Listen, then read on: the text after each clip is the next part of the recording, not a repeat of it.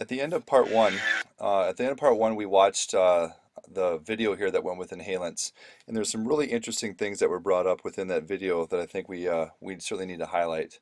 One of the statistics they shared, which is quite alarming, is right now they estimate one out of every five eighth graders has used inhalants, and there's roughly 14 different household chemicals that are available to teenagers. And I guess one of the things that we all have to understand is, inhalants by definition are not drugs. So it's very difficult for law enforcement to regulate because it's not illegal to have gasoline or paint thinner or things like that within your home. And if they see someone in possession of those chemicals, that's not illegal as well. And the biggest thing is many parents do take the time to talk to their children about alcohol and about drugs, but very few people take the time to actually talk about inhalants. And if anyone were to ever look at the back of an inhalant, whether it's gasoline or it's some sort of oven cleaner or whatever, on that warning label, many times it's going to say use in a well ventilated area because those fumes can be very, very toxic. Another thing that they talked about in that video is the fact that people can die from using inhalants one time, and they call that sudden sniffing death syndrome. So I think it's just really important that we take inhalants serious and we stay educated about them. So some of the information here on this particular slide is we can see inhalants are substances whose fumes are sniffed or inhaled to give an effect. If they're inhaled, they can give the user a high. Typically, the high will only last for a couple of minutes. So in order for that user to continue with their high, they're going to have to huff or inhale that chemical very often. And obviously, the more a user will use that inhalant, the more potential brain damage, lung, kidney, liver problems, and also increase the likelihood of that user experiencing sudden sniff and death syndrome. Solvents, aerosols, glues, paints, varnishes, and gasoline can cause brain damage.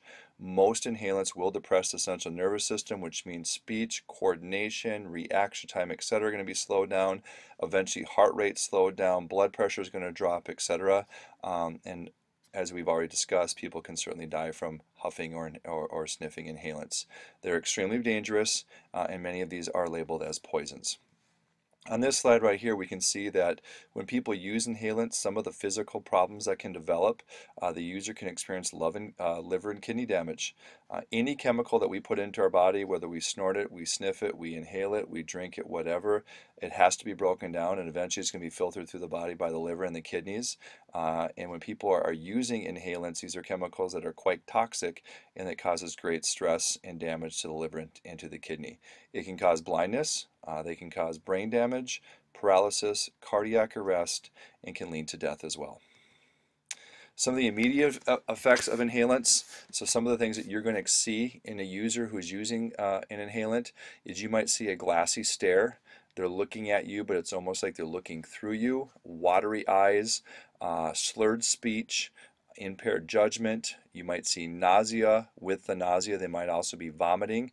There might be coughing because of the lung irritation. You might see nosebleeds because many people who are using inhalants will sniff those chemicals up in their nasal passage. You might see fatigue. You might see apathy, an apathetic attitude where you see a lack of motivation, a lack of drive, etc. And you also might see the user with a lack of coordination. Tragedy struck. That's what happened to me. Or else I still probably would have been on. Steve first knew something was wrong when he started passing blood in his urine. It was his liver dissolving. Right for Sonogram, we found a grapefruit-sized tumor and 3 golf ball-sized tumor on my liver. I wound up in a hospital. I went cold turkey. The physical symptoms were I had extreme pain because of the liver tumors. Every joint in my body was hurting beyond imagination.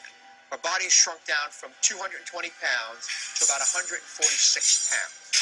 I almost lost my mind. I wound up in a mental institution. A mental institution. It's just a horror story. And then came the finale. You plant one little tiny seed of anabolic steroid in your body, even one cycle of steroids, one. That seed grows, embedded in every cell in your body over years and years and years until it's full-blown something. Tumor, cancer, prostate, infertility. That's what happened to me. I thought I was over it. I got off this stuff. But no, it was still playing its dirty tricks on me. And what do I get? I get a massive heart attack. right? Because the steroid time bomb was still kicking.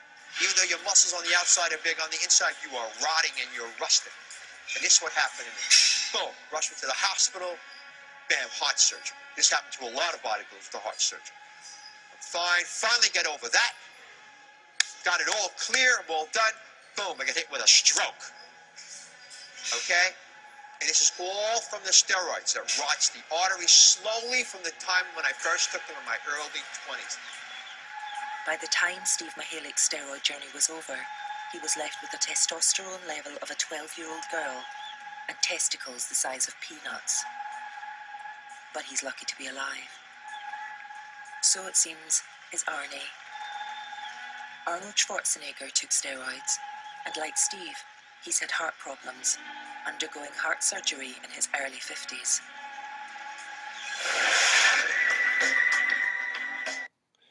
Steroids are becoming very, very popular. I shouldn't say becoming very popular. They've been popular for quite some time, but we're certainly getting more and more information about steroids. Steroids can be used in a variety of different ways.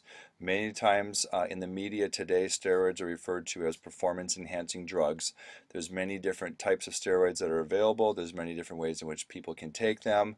And unfortunately, we have a lot of people who are looking for that quick fix. They're trying to attain a certain body. They're trying to add muscle, they're trying to add bulk, they're trying to get bigger, faster, stronger. In the short-term glory might be they do get bigger, faster, stronger. Maybe they do excel in their athletics. Maybe they do earn a college scholarship. Maybe they do earn a professional paycheck. But the bottom line is steroids really, as it was talked about in that video, they really rot the body from the inside out. And many people really need to understand just how serious steroids really are. What happens is people are taking synthetic substances which are similar to the male sex hormone, which is testosterone. A lot of times these synthetic substances are produced in a lab. What ends up happening, as I talked about in the video, is when the one gentleman, he had used steroids so much that his body quit producing its own testosterone. And even if that gentleman were to stop using steroids, there's no guarantee that his body would therefore begin producing testosterone again. So there's a lot of problems, and there's a lot of long-term damage, and there's, quite honestly, there's a lot of misinformation out there about steroids as well. Now, there's different types of steroids. The type of steroid that we're talking about today, it's called anabolic, which means it builds muscle. There's obviously different steroids out there that people might use. There's steroids that are in inhalers for people who have asthma, but the type of steroid that we're talking about today is known as anabolic.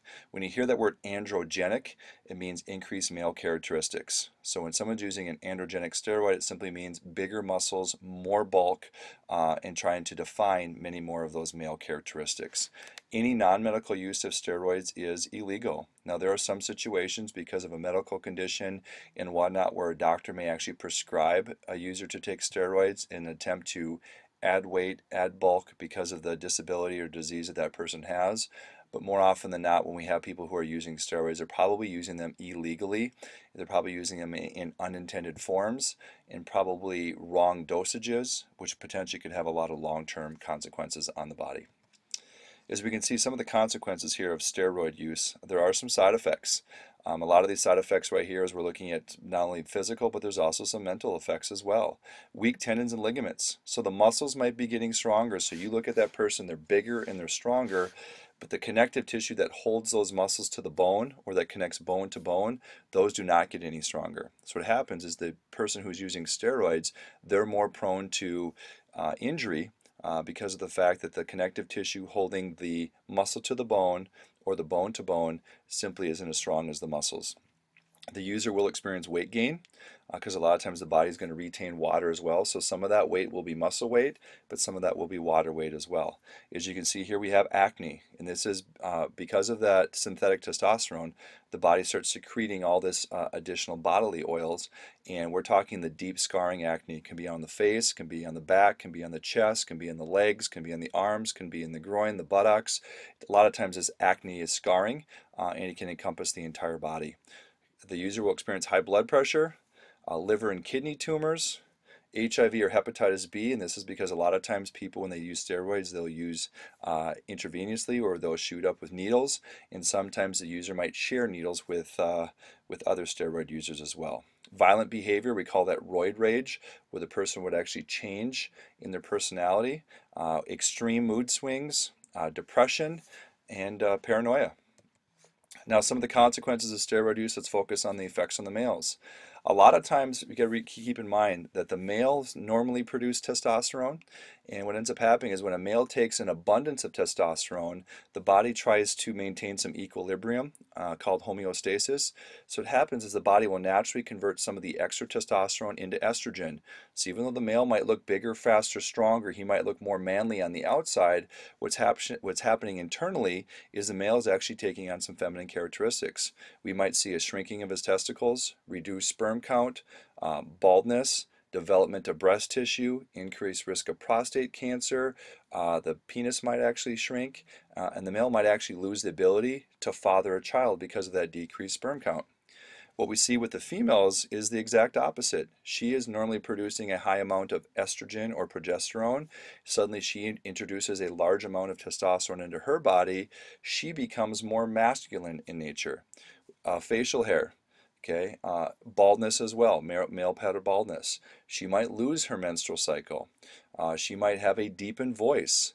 What also can happen with a female is her jawline can change, so she actually takes on a look that is much more masculine than it is feminine. So once again, a male, even though he's getting bigger and stronger and possibly more muscles, internally he's becoming more feminine in nature. And the exact opposite for a female, she becomes more masculine, shrinking of her breast tissue, losing of menstrual cycle, developing possible facial hair, deepening of the voice, jawline might change. So a lot of characteristics both the males and the females are certainly going to experience.